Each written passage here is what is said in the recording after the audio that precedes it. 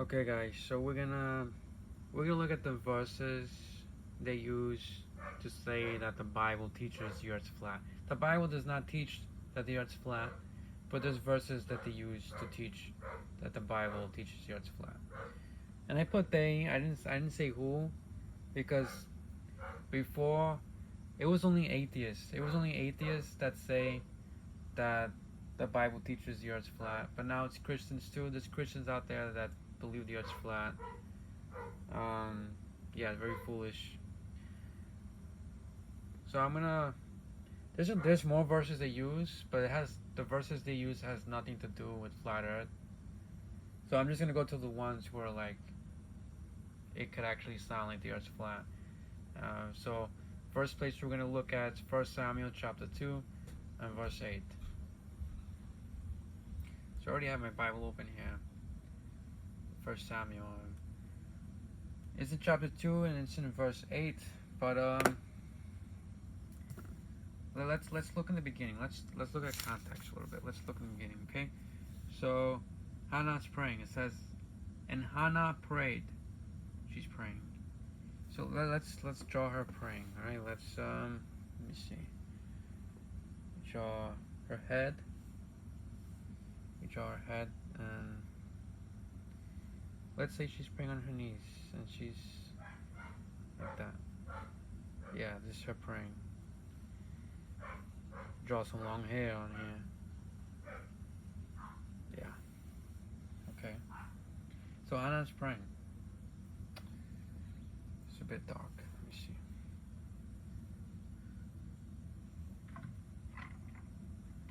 Alright. Chapter 2, verse 1. And Hannah prayed and said, my heart rejoiceth in the Lord. Mine horn is exalted in the Lord. She says mine horn. Do you really think she had a horn? Let's draw a horn on her. Okay, let's draw it. Let me see.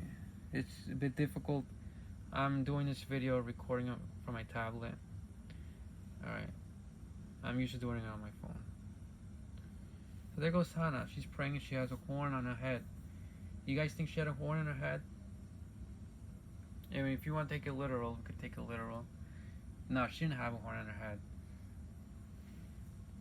It's a metaphor. What it means is the horn symbolizes power, strength. She was strengthened in the Lord. She didn't actually have a horn on her head. This is repeated in the Psalms. So she said, my horn is exalted in the Lord. And she says, my mouth is enlarged over mine enemies. Do you think her mouth got larger? So should we draw her with a bigger mouth? Let's draw her with a bigger mouth. Look at that. Her mouth got bigger. Now that's not big enough. I draw it bigger. I don't know. If you want to take a literal, well then I suppose her mouth got bigger. Obviously that's not what it means. It just means, before she got her prayer answered, she was quiet. She didn't talk. She was fasting. But now that her prayer was answered, she's speaking. She's rejoicing. So her mouth's enlarged. Not that her mouth got bigger, but that her words, she started speaking more.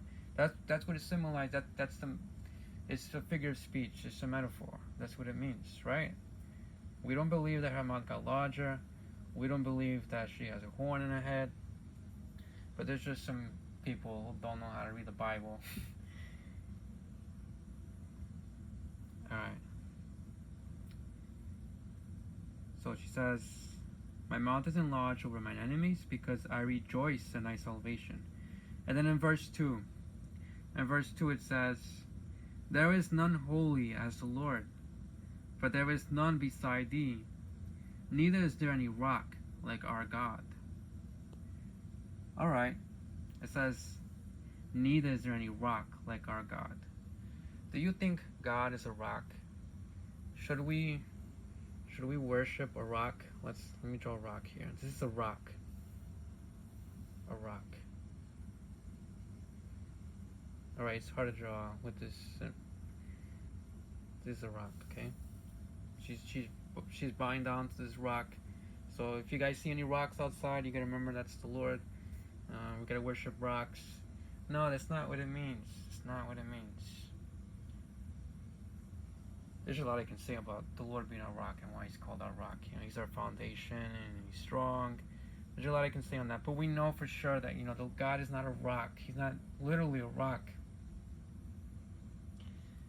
Yeah, this is what happens when you don't realize that the Bible sometimes speaks with a figure of speech.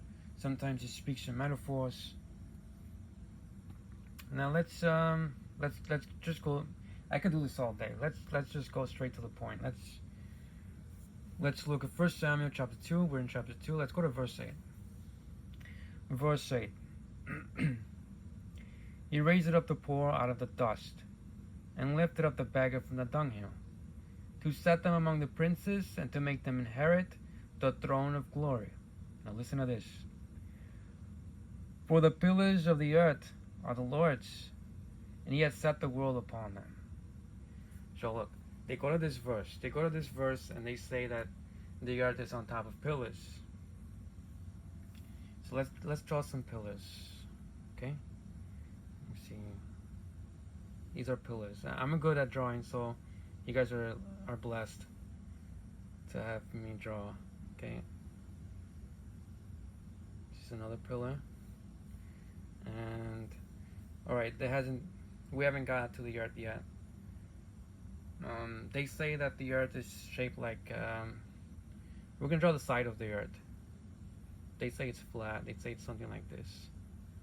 They like to say flat as a pancake. So yeah, these are the pillars. That's the earth. Alright? What is the other verse they use? They go to verse 10, where it says, let me see. Verse 10 says, the adversaries... You know what? Before I go to verse 10, let me just explain to you what this means, alright? About the pillars, okay? Let's go to Job. Job.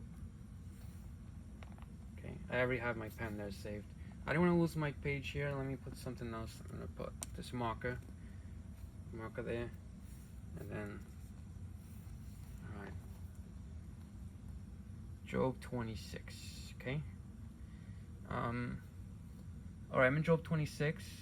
Let's look at verse 7, okay? It says, He stretched out the north over the empty place. That's space. He stretches space. And then it says, and hangeth the earth upon nothing. You see that? The earth doesn't hang on anything. You know, if the earth's on nothing, the earth is not on pillars, okay? The Bible already tells you that the earth hangs upon nothing. We know that. We know that the earth's just, there's nothing under it. So there is no pillars, alright? And let's look at verse 11 here. So I'm in Job 26. Now let's look at verse 11. It says, the pillars of heaven tremble and are astonished at His reproof. Heaven does not have pillars. Now when the Bible says heaven, it could be referring to the first heaven, the second heaven, the third heaven. The first heaven is the sky, you know, like where the clouds are at, which that's what He's talking about. Because if you look at verse 8, it says He binded up the waters in His thick clouds, and the cloud is not rent on them. He's talking about the clouds. So the first heaven is the sky, the second heaven is in space, where the planets are, and the third heaven is where God is. There is no literal pillars holding heaven. We don't see pillars in the sky. We don't see pillars where the planets are at. And when the Bible describes heaven, it never mentions any pillars holding heaven. So this is a figure of speech. And something else to know, you can see in my notes here, I wrote down, these pillars are not always solid. And then I put see the references. You know what that means? If you go, like, for example, Exodus 13 and verse 21, it talks about God appearing to the Jews in a pillar of a cloud in the mornings, and in the night He would appear as a pillar of fire. Now you cannot stand on top of a cloud. It's not something solid. You cannot stand on top of a fire. It's not something solid. And the point is, what I believe it's talking about, when the Bible says that, you know, the earth's on top of the pillars, I believe what that means is that God holds it up. He holds the earth up. I think that's what it means. Because, the Bible already made it clear that the earth hanging upon nothing. It's not on top of anything. Alright? Alright, so, yeah. Okay, let's go to Revelation. So that the next verse... No, wait, I actually gotta go to verse 10. I just showed you the pillars part. But there's actually... Let's go back to... what was it? Was this... It was here. Alright, so back to 1 Samuel chapter 2. So we read verse 8 about the pillars, and I explained to you that the pillars, it's referring to God. God holds the earth up. The Bible already made it clear that the earth is on top of nothing. It hangs on nothing. Okay? So let's go to verse 10. The adversaries of the Lord shall be broken to pieces. Out of heaven shall he thunder upon them. The Lord shall judge the ends of the earth. That's the part. The ends of the earth. So they go to this verse and they say, oh look, the earth has ends. It has ends. You could fall off. It has ends. So, it can't be a circle. It has to be like flat. Alright. I want you to remember this word earth. So it says ends of the earth. So when they read the word earth, they automatically assume it's talking about the planet Earth. But what does the Bible say? That's not always the case. Let's go to Genesis 1.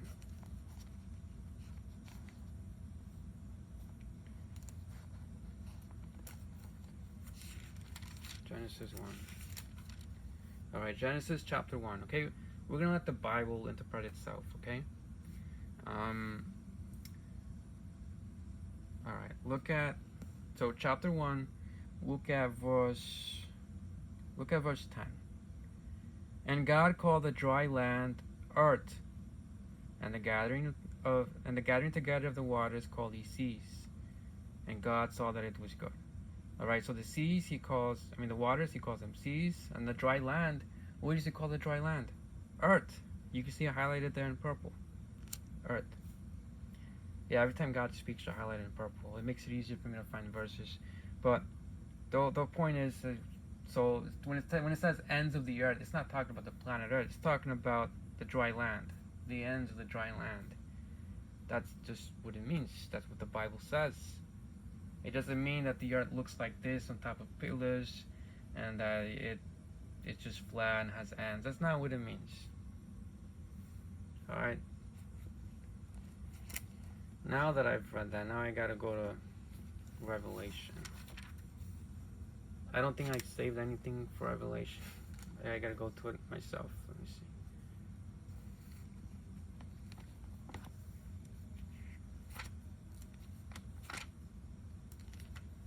Yeah.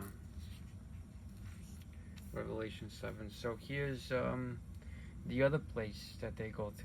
Okay. Revelation chapter 7. And after these things I saw 4 angels standing on the 4 corners of the earth. Oh, look at that. 4 corners of the earth. So they say that the earth has corners. And then it says, holding the 4 winds of the earth, and the wind should not blow on the earth, nor on the sea, nor on any tree. So what are these 4 corners? The 4 corners is north, south, east, west. That's what it is. How do we know? Because verse 2 tells you. It says, and I saw another angel ascending from where? From the east. It even mentions east. That's where he was. That's what he was standing on. He was standing on the east side.